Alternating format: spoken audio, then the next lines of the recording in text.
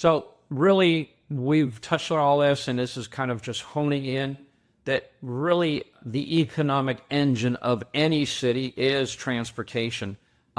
We look at really historically trucking, and with our headquarters at SNAAP Transportation in Chattanooga, it was a logistics hub of America, both train and air and road for really generations, let's certainly say many, many decades. But transportation drives productivity.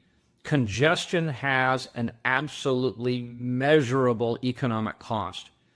Infrastructure investment will fuel the growth, but traditional, conventional infrastructure is still problematic. We in the United States know that every time we talk about an infrastructure built at the national level, it is not necessarily realized at the state or regional level, and then at the local level, by the time that money is realized in even a city budget, it's often not even a fraction of what's needed to keep up with infrastructure challenges. Mobility impacts the GDP at every city level. So as we dive in a little bit more, the time lost in traffic translates directly into loss of economic input. We touched on that in a prior episode. Efficient systems increase the labor market reach. It's just that simple. We talked about it again. The ability for people to go from point A to point B, to have that as a seamless and non-friction opportunity, is simply more and more what cities need to do to draw on that talent, to draw on investment, and have that really healthy economy. Infrastructure investments yield the long-term results and returns. Now, this is really, really important. We don't, certainly at SNAAP, we have our strong views. We don't say don't do certain things. What we're inviting is people to take a real serious look at 10% of time, consideration, budget, resources, planning in every segment of city, stakeholders, commercial, residential developers, entertainment, arts, sports, venues, college, university, transportation hubs, all of these locations to truly consider the newest forms of urban mobility.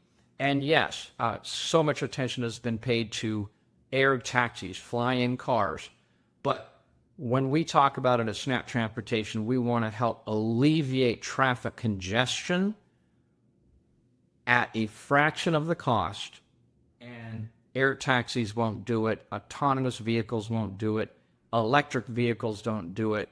Ride share certainly has had an impact and continue, but again, what is the new solution that will help alleviate traffic congestion? Cities with strong mobility systems consistently outperform any other city economically, and those facts can easily bear itself out.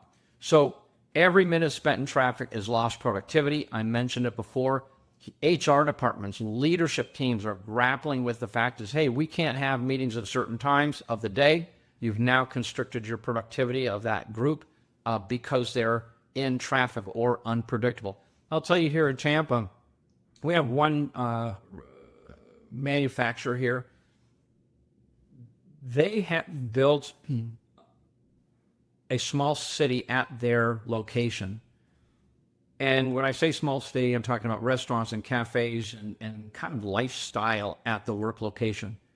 The reason that was done is because employees cannot leave the location and get any distance away for food, resources, services, whatever the case may be, in an hour window of lunch hour. And so when people arrive at their work location as early as 7 a.m., they really will be there until 6 p.m. So that employer had to figure out, how can we improve work experience without losing them when they try to leave at a lunch hour? And that is certainly a descriptive of what traffic can do, and lack of productivity, lack of pleasure, lack of enjoyment.